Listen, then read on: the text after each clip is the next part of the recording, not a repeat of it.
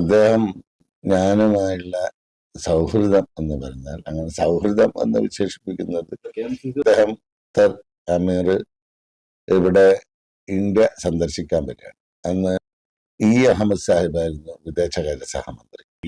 അഹമ്മദ് സാഹിബും വിദേശകാര്യ സഹമന്ത്രിയായപ്പോൾ അത് കൂടുതൽ ഊഷ്മളമാവുകയും ഇന്ത്യ രാജ്യം സന്ദർശിക്കാൻ. അപ്പോൾ അവിടെ ബിസിനസ് ഇന്ത്യൻ അംബാസഡർ ഉണ്ട്, ഖത്തറിലെ ബിസിനസ് ചേംബർ ഓഫ് കൊമേഴ്സിന്റെ ആളുകളുണ്ട്. അങ്ങനെ ബന്ധപ്പെട്ട 4-5 പ്രതിനിധികൾ ഖത്തറിൽ നിന്നുണ്ടായിരുന്നു. അതിലൊരു പ്രതിനിധിയായി KMCCയുടെ പ്രതിനിധിയായി എനിക്കും ക്ഷണമുണ്ടായിരുന്നു. അങ്ങനെയാണ് അമീറിനെ സ്വീകരിക്കാൻ ഞാൻ ഡൽഹിയിലെത്തുന്നതും അദ്ദേഹത്തെ സ്വീകരിക്കുന്നതും. പ്രസിഡന്റിന്റെ കൊട്ടാരത്തിലെ വിരുന്നിന്, രാഷ്ട്രപതി ഭവനിൽ അമീറിന് കൊടുത്ത വിരുന്നിൽ ആണ് എനിക്ക് സംബന്ധിക്കാൻ സാധിച്ചത്. അപ്പോ അദ്ദേഹത്തെ പരിചയപ്പെടാൻ മൻമോഹൻ സിംഗ് ആണ് ആദരണീയനായ ബഹുമാനപ്പെട്ട ഇന്ത്യയുടെ പ്രധാനമന്ത്രി മൻമോഹൻ സിംഗ് ആണ് അന്ന്. അദ്ദേഹത്തിന്റെ നേതൃത്വത്തിലുള്ള സംഘത്തിൽ ഒരു 41-ാമത്തെ 42-ാമത്തെ ആളായി ഞാനുമുണ്ട് എന്നത് ജീവിതത്തിൽ മറക്കാൻ പറ്റാത്തൊരു അനുഭവമാണ്. അതിനുശേഷം അദ്ദേഹത്തെ പരിചയപ്പെടുന്ന ഒരു ചടങ്ങുണ്ട്. ഒഫീഷ്യലുള്ള പരിചയപ്പെടലാണ്. പ്രധാനമന്ത്രി മുതൽ ക്യാബിനറ്റ് മിനിസ്റ്റർമാർ ഉൾപ്പെടെയുള്ള ആളുകൾ പരിചയപ്പെടുമ്പോൾ ഇന്ത്യൻ അംബാസഡർ ഉൾപ്പെടെയുള്ള ആളുകൾ ഖത്തറിന്റെ. അപ്പോഴാണ് എന്നെ അനൗൺസ് ചെയ്യുന്നത് ഖത്തർ KMCCയുടെ പ്രതിനിധി എന്ന നിലയിൽ. അപ്പൊ അമീർ ശ്രദ്ധിക്കുകയും അപ്പൊ തന്നെ എൻ്റെ കൈപിടിച്ച് എന്നെ മാറ്റി നിർത്തി ഖത്തറിൽ എവിടെയാണെന്ന് ചോദിക്കുകയും എത്ര വർഷമായി എന്ന് ചോദിക്കുകയും ഒക്കെ ചെയ്തു.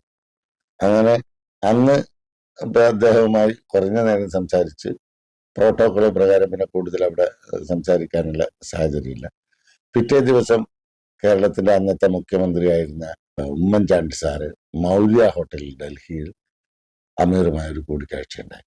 അവിടെ അഹമ്മദ് സാഹിബിന്റെ നേതൃത്വത്തിൽ ബഹുമാനപ്പെട്ട മുഖ്യമന്ത്രി ഉമ്മൻചാണ്ടി സാറും ബന്ധപ്പെട്ട ആളുകളും ഞങ്ങൾ MA യൂസഫ് അലി സാഹിബ് ഉൾപ്പെടെ ഞങ്ങൾ മൗര്യ ഹോട്ടലിൽ പോയപ്പോൾ അദ്ദേഹം എന്നെ ദൂരെ നിന്ന് കണ്ടപ്പോ എൻ്റെ പേര് വിളിച്ച് അബ്ദുള്ള എന്ന് വിളിച്ച് സുഖമാണോ എന്ന് മലയാളത്തിൽ ചോദിച്ച ഒരു ഇത് ഞാൻ ഇന്ന് ഓർക്കുകയാണ്.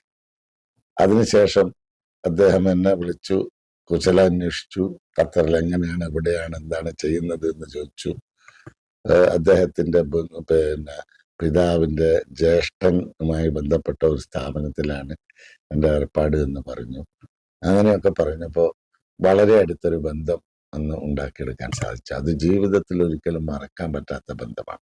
ഞാൻ പേഴ്സണലായുള്ള കാര്യങ്ങൾ പറയാൻ, അത് അന്ന് KMCCക്ക് ഉണ്ടായ അംഗീകാരവും ഒപ്പം മലയാളി സമൂഹത്തിന് കിട്ടിയ ഒരു അംഗീകാരവും, കൂടാതെ അതൊക്കെ ഉണ്ടാക്കിയെടുക്കാൻ പിന്നിൽ പ്രവർത്തിച്ചത് അഹമ്മദ് സാഹിബ് എന്ന് പറയുന്ന അന്നത്തെ ഇന്ത്യയുടെ വിദേശകാര്യ സഹമന്ത്രി വലിയ നഷ്ടമാണ്.